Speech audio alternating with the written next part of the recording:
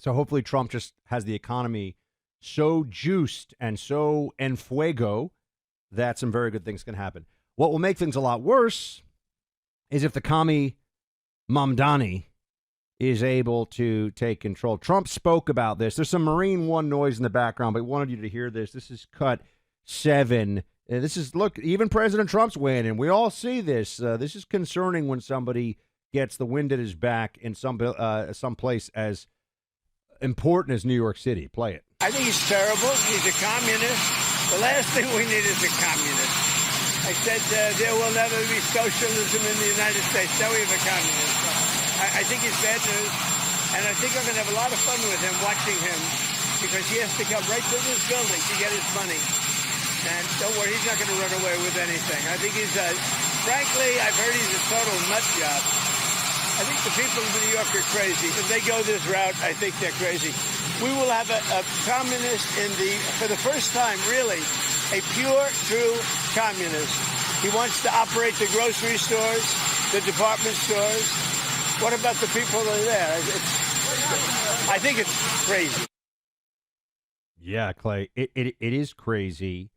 And I understand that there's this sense that it's limited to New York, but AOC and Bernie Sanders, they co-sign really all of this stuff, and they're the Democrats that have the most currency with the base, and it is a Democrat Party that came within a few 100,000 votes of Trump, even after lying about Biden's dementia and putting forward the worst candidate in our lifetime in Kamala Harris. So, I mean, I would argue even worse than the dementia guy, which tells you a lot.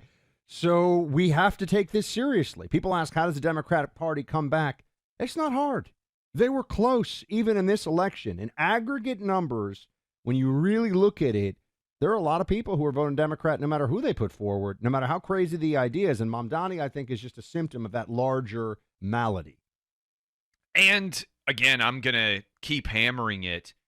If there is not a coalition that arises to all come together to oppose Mamdani, if you have Eric Adams running as an independent, Andrew Cuomo running as an independent, and you have a situation where Curtis Sliwa is the Republican, that trio is going to assure that Mamdani wins.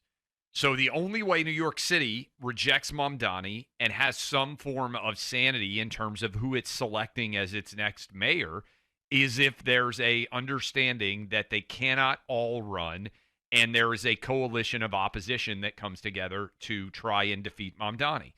My concern is everybody's going to look out for their best interest, meaning you're going to get more attention if you stay in the race, and everybody else loses. And there isn't a coalition brought together to come against him. And I think what Trump is talking about in general is the opposition that he sees from all these sanctuary cities as the process is underway to deport so many different people is a direct opposition to the federal government and should not be acceptable. And at some point, I think there's going to have to be a test case of someone, probably a mayor that is one of these sanctuary cities that is directly defying federal law. And we're going to have the courts rule about whether or not that is permissible or appropriate. Because I don't understand. We made this argument, and the Supreme Court has said it quite clearly. The President of the United States is in charge of border-related policies, immigration, all of those things. How can we allow all of these individual cities, and certainly governors of states, but it's really being driven more by mayors of cities that have decided that they are sanctuaries? How can we allow them to directly defy federal law? At some point, that conflict is going to have to be resolved in some way by the larger court system. It feels inevitable to me. We'll get some calls and some talkbacks coming up here in a second. I want to hear from all of you before Clay and I sign off for the holiday. Like I said, Tudor Dixon in tomorrow, Brian Mudd in the next day. Got great guest hosts. We got live shows coming up for you with fantastic content, but Clay is going to be on the beach. I might even get to the beach. It's funny. I live You don't next do to the a beach. I don't really get to the beach very often, which is weird considering I live next to one of the nicest beaches in America. Some would argue for an urban beach. Okay, don't be like, well, what about Tahiti or what about, the Seychelles? one of the nicest urban beaches anywhere in the world. So, yeah, I should get to the beach too. We'll talk about it. Take some calls, 800-282-2882.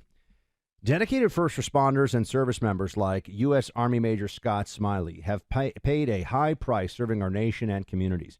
Friends like you have shown your gratitude for Scott's service and sacrifice, not only through words, but through actions. This brave service member was in Iraq leading his platoon when a car bomb detonated in front of him. The blast left him blind and temporarily paralyzed, but he refused to let his injuries stop his military career. Scott became the first blind active duty officer in military history before medically retiring years later.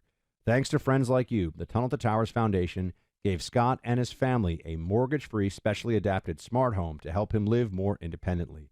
Please show that you appreciate the profound sacrifices made by America's heroes, the men and women who have served our country or our local communities so unselfishly. Donate $11 a month to Tunnel to Towers at T2T.org. That's T, the number 2, T.org.